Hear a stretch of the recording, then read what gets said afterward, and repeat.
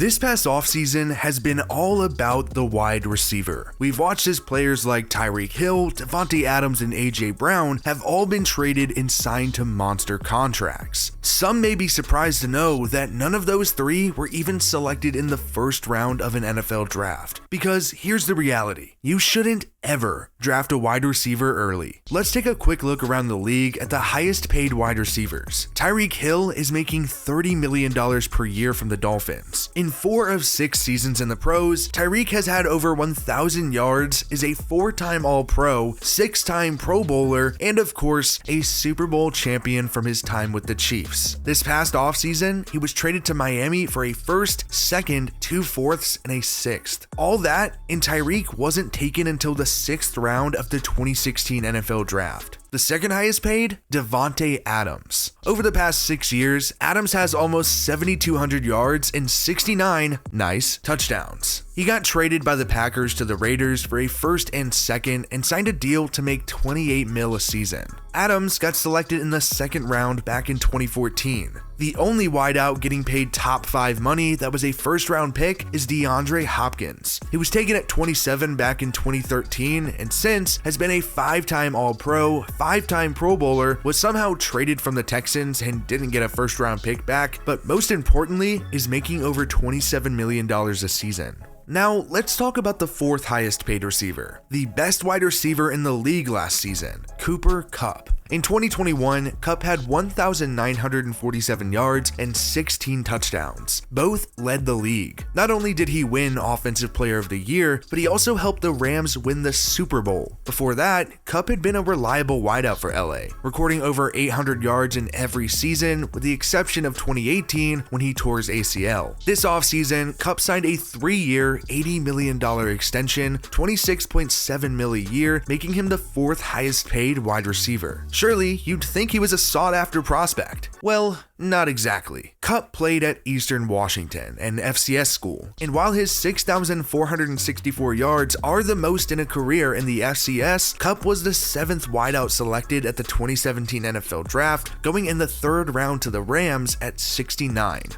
Nice. But who were the top receivers in the draft though? First off the board was at 5, Corey Davis. He's never had a year with over 1,000 yards, the Titans declined his 5th-year option, and he currently plays for the Jets. Solid wide receiver, but not worth a top 5 pick. At 9, Mike Williams. He is a good player, let's make that clear. 2 1,000-yard seasons, making $20 million a year, but he's never been an All-Pro or even made a Pro Bowl. 3rd and final wideout taken in the 1st was John Ross, the absolute legend. He ran a 4.22 40-yard dash, and well, he doesn't have a job now. But hey, at least he'd be the fastest kid on the playground. He has a single season with over 300 yards, had his 5th-year option declined, only has about 200 yards with the Giants last season, and is currently a free agent. I'd be willing to argue that the 2019 NFL Draft is probably the most talked about wide receiver class in the last decade or so, and that's because it was filled with stud wideouts, but only 2 went in the 1st round. At 25, Marquise Brown, a guy who has been good, but not nearly close to even top 3 in the class. He is coming off of his first 1,000-yard season, but Baltimore traded him this offseason to the Cardinals, and honestly, I can't really blame them because Arizona offered a 1st-rounder for this guy. That's just absolutely wild to me. The other wide receiver taken in the 1st, and I hate that I'm mentioning this guy's name, N'Keal Harry. Don't even get me started on this asshole. Saying that Harry would be a bust is a wild understatement. Now, I know that Coach Belichick isn't exactly regarded as a genius when it comes to draft day decisions, but the dude had to be on drugs when he made this pick. For lack of better words, N'Keal Harry's played like dog shit.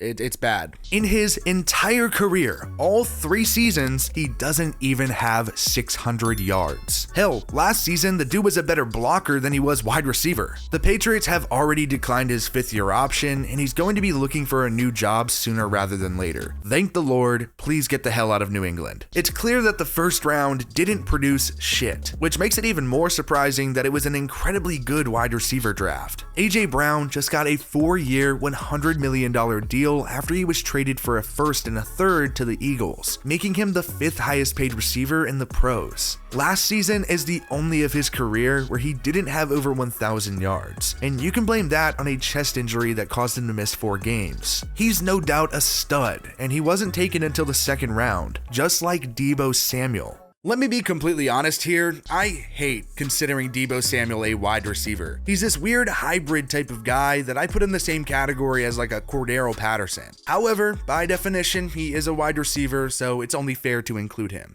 Regardless, in 2021, Deebo had over 1,400 receiving yards and over 300 yards rushing, plus a wide receiver record 8 rushing touchdowns. Deebo is awaiting a huge contract, and let's not kid ourselves, he's going to get one. Crazy enough, there was another big-time wideout taken in the 2nd as well, DK Metcalf. Yeah, I guess we'll see how Metcalf does without Russell Wilson, but he had a ton of success with him, recording nearly 1,000 yards last season and had over 1,300 yards in 2020. Even as a rookie, DK had 900 yards. And we're not even close to done yet. 2nd pick of the 3rd round was Diontae Johnson. Diontae has emerged as the Steelers' #1 wide receiver and made his first Pro Bowl in 2021. Over the last 2 seasons, Diontae has over 2,000 receiving yards. Later in the 3rd, Washington took Terry McLaurin. Already, McLaurin has over 3,000 yards in his 3-year career, plus 16 touchdowns, and now he's up for a monster payday sometime soon. Even further in the draft, in the 5th round, there was plenty of value on wideouts. I want to bring up Darius Slayton at least briefly, because he had back-to-back 700+ yard seasons to start his career, but looking at it now, that may be the peak. However, at pick number 149 in the 5th, the Raiders took Hunter Renfrow. The dude's just been a stud. He got a 2-year, $32 million extension this offseason, and for those who are bad at math, that's $16 million a season. Renfrow is making just barely half of what the league's highest paid wide receiver's making though, Tyreek Hill. Tyreek was in a much different situation. He was even projected to be undrafted due to his domestic violence arrest. But that draft was still a good example of why not to take a wideout early. There were 4 wide receivers taken in the 1st round, and there were 3 taken in the 2nd, and those 3 have had significantly more success than the 1st rounders. Sterling Shepard has never had 900 yards in a season, but has been solid in his career, and is currently in the midst of a 4-year, $41 million deal. Michael Thomas is a 2-time All-Pro, 3-time Pro Bowler, owns the NFL record for receptions in a season with 149, and of course, was the Offensive Player of the Year in 2019. The last one? Tyler Boyd. He already has 2 1,000-yard seasons under his belt, and despite the Bengals being loaded at wideout with Jamar Chase and T. Higgins, he still managed to have over 800 yards in 2021. Now, let's rewind a bit and take a look at those 1st rounders. At 15, the Browns took Corey Coleman. He's had less than 800 yards in his entire career, lasted less than 2 years in Cleveland, and is already on his 5th team and didn't even play for the entirety of 2021. Later, there was a string of 3 straight wide receiver selections, and they